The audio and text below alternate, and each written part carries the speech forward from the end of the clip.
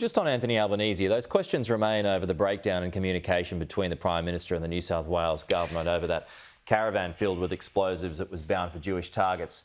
Now you've got this report that Minns was concerned, or his office was concerned, that the Prime Minister would leak it to the media. So was New South Wales right to do that?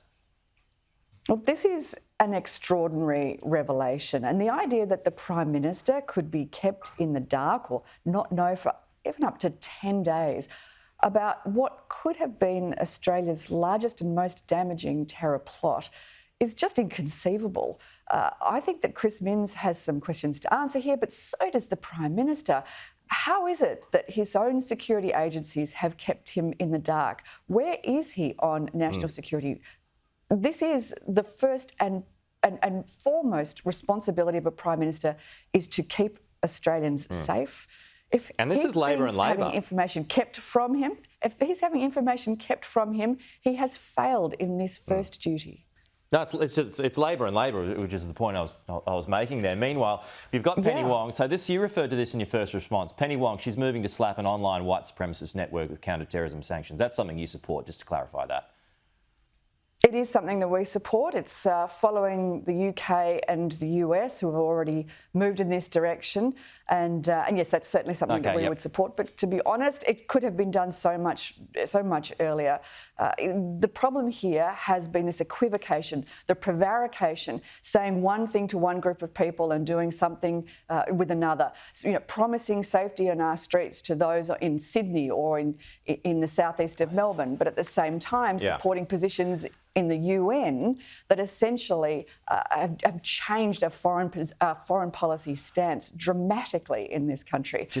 We can't afford to be talking out of both sides of our mouth here. The safety of our own people depend on it, and the Jewish community in Australia deserve that comfort. All right, just into your wheelhouse. No doubt there'll be questions on this. Cam Redden just referred to this. The cuts to public sector jobs, 36,000 of them. That's a whole lot. Where are they going to be coming from?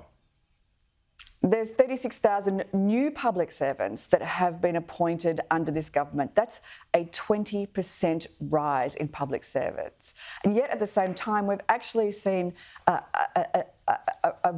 withdrawal of services. So, for instance, in the Services Australia have increased the number of public servants by 4,000, yet wait times for the parenting and children's line have blown out for more than an hour now. It takes 5 times as long to get a low-income card, and the wait time to get a pension has blown out to 48 days, up from around 30 under the coalition. So just because you've increased the number of public servants doesn't mean you've increased to a better service. In fact, you'd be hard-pressed to find an Australian that says that they're 20% better served by this blowout of a bloated bureaucracy that we've seen from this government, at a cost of around $6 billion a year. This is a real concern. It's something that the private sector has been saying for some time, that the public sector is bloating and it's actually inhibiting growth in the private sector rather than enhancing it. All right, I've gone over, but Jane Hume, good to have you with us. Thank you.